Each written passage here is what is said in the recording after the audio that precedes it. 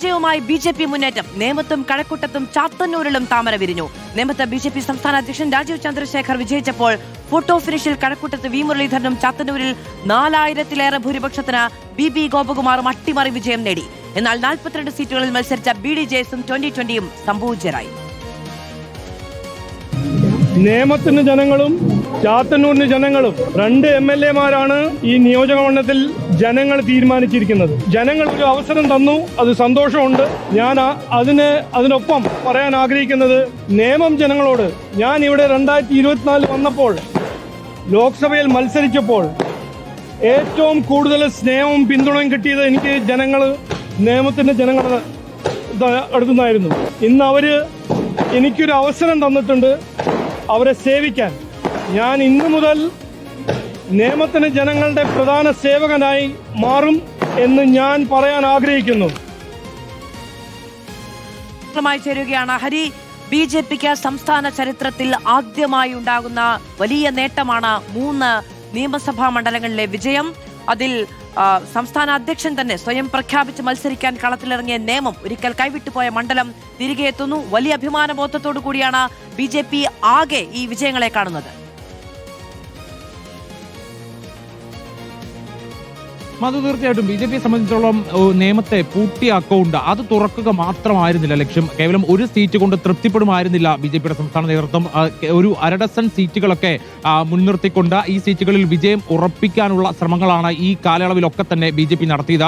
ആ ലിസ്റ്റിലുള്ള A class മണ്ഡലങ്ങളിൽ ഈ 3 മണ്ഡലങ്ങളും ഉണ്ടായിരുന്നു. അതായത് നേമവും കഴക്കൂട്ടവും പെട്ടെന്ന് ശ്രദ്ധയൊന്നും ഏൽക്കാത്ത ചാത്തന്നൂർ അടക്കമുള്ള മണ്ഡലങ്ങൾ. അങ്ങനെ ഒരു 6ഓ 7ഓ സീറ്റുകൾ മുൻനിർത്തിക്കൊണ്ടാണ് ബി.ജെ.പി പ്രധാനമായിട്ടും പണിയെടുത്തത്. അടിത്തട്ടിലുടനീളം RSSന്റെ പ്രവർത്തനങ്ങളെല്ലാം തന്നെ ഈ ദിവസങ്ങളിൽ നമ്മൾ കണ്ടതുമാണ്. അപ്പോൾ അങ്ങനെ ഈ പ്രധാനപ്പെട്ട സ്ഥാനാർത്ഥികളെ കളത്തിലിറക്കിക്കൊണ്ട് മാസങ്ങൾക്കും വർഷങ്ങൾക്കും മുൻപേ തന്നെ ആ പ്രവർത്തനം അത് തുടങ്ങി വെച്ചിരുന്നു ഈ മണ്ഡലങ്ങളിലൊക്കെ തന്നെ ബി.ജെ.പി. അതിൽ നേമത്തിന്റെ കാര്യം മാറ്റി നിർത്തുക. കഴക്കൂട്ടത്ത് കഴിഞ്ഞ 10 വർഷമായി വി മുരളീധരൻ പണിയെടുക്കുന്നുണ്ട്.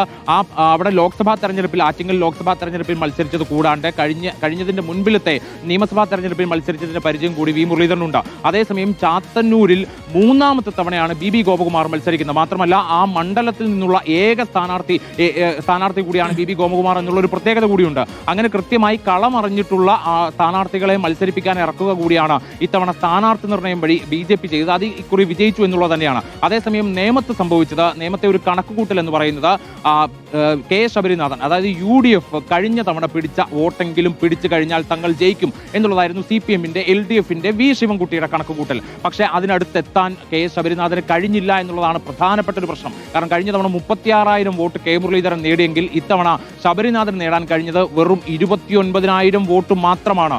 ആ 29,000 വോട്ടിൽ ശേഷിക്കുന്ന ബാക്കി വോട്ടുകൾ, അതായത് 6,000-ന് മുകളിലുള്ള വോട്ടുകൾ അതെങ്ങോട്ട് പോയി എന്നുള്ള ചോദ്യം വരുമ്പോഴാണ് അവിടെ രാജീവ് ചന്ദ്രശേഖറിന്റെ വിജയത്തെക്കുറിച്ചുള്ള ഒരു പ്രധാനപ്പെട്ട കാര്യം മനസ്സിലാകുന്നത്. ആ വോട്ടുകളൊക്കെ തന്നെ കൃത്യമായി, അതായത് കഴിഞ്ഞ തവണ കെ മുരളീധരന് വ്യക്തിപ്രഭാവത്തിൽ ചെന്ന് എത്തിച്ചേർന്ന ആ വോട്ടുകളൊക്കെ തന്നെ ഇക്കുറി ബി.ജെ.പിയിലേക്ക് പോയി എന്നുള്ളതാണ്. മാത്രമല്ല ബി.ജെ.പിയെ പരാജയപ്പെടുത്തണം എന്നുള്ള ആ നിലയിൽ കരുതുന്ന സാധാരണഗതിയിൽ കഴിഞ്ഞ തവണ ഉണ്ടായിട്ടുള്ള മതേതര വോട്ടുകൾ ശിവൻകുട്ടിക്ക് പോയിട്ടില്ല എന്നുകൂടിയാണ് ബി.ജെ.പിയുടെ വിലയിരുത്തൽ. അതുകൊണ്ട് തന്നെയാണ് ഇക്കുറി 4000-ലേറെ ഭൂരിപക്ഷത്തിന് ജയിക്കാൻ കഴിഞ്ഞത് എന്നുള്ളത് കൂടി ബി.ജെ.പി കണക്കുകൂട്ടുന്നു. മാത്രമല്ല സംസ്ഥാന നേതൃത്വത്തെ സംബന്ധിച്ച ഇത് ആശ്വാസം മാത്രമല്ല, മാധു നേരത്തെ സൂചിപ്പിച്ചതുപോലെ ഒരു അഭിമാനം കൂടിയാണ്.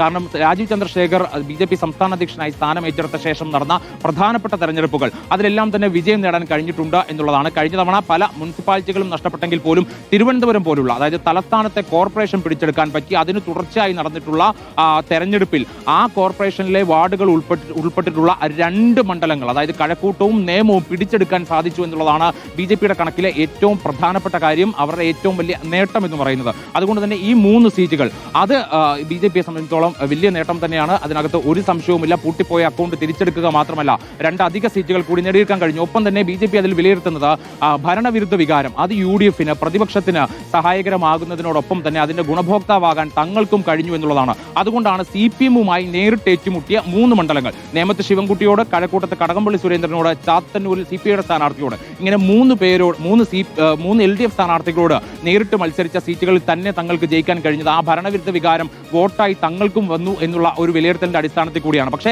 ചില തിരിച്ചടികൾ ഉണ്ടായിട്ടുണ്ട്. അത് ക്രിസ്ത്യൻ ബെൽറ്റുകളിൽ വേണ്ടത്ര രീതിയിൽ പെർഫോം ചെയ്യാൻ ബി.ജെ.പിയെ സംബന്ധിച്ച് സാധിച്ചിട്ടില്ല. തിരുവല്ലയിലൊക്കെ തുടക്കത്തിൽ അതിന് ചില അനുരണനങ്ങൾ കണ്ടെങ്കിൽ പോലും അത് പിന്നീട് തുടർന്നു കൊണ്ടുപോരാൻ കഴിഞ്ഞില്ല. അതേസമയം തന്നെ ഘടകകക്ഷികൾ സാധാരണ കൊടുക്കുന്നതിലും കൂടുതൽ സീറ്റുകൾ ഇത്തവണ ഘടകകക്ഷികൾക്ക് കൊടുത്തതാണ്. ഈ തെരഞ്ഞെടുപ്പിന്റെ അവസാന ഘട്ടത്തിൽ മുന്നണിയിലേക്ക് വന്ന ആളാണ് 2020ക്ക് 19 സീറ്റാണ് കൊടുത്തത്. ഒപ്പം തന്നെ BDJS കളത്തിലിറങ്ങി. അങ്ങനെ 42 സീറ്റുകളാണ് ഇത്തവണ ഘടകകക്ഷികൾക്ക് കൊടുത്തത്. എൻഡിയുടെ ഘടകകക്ഷികളെല്ലാം സംപൂജ്യരായി എന്നത് പ്രധാനമാണ്. പക്ഷേ BJP 3 വെന്നിക്കൊടി പാറിച്ചിരിക്കുന്നു എന്നത് പ്രധാനമാണ്.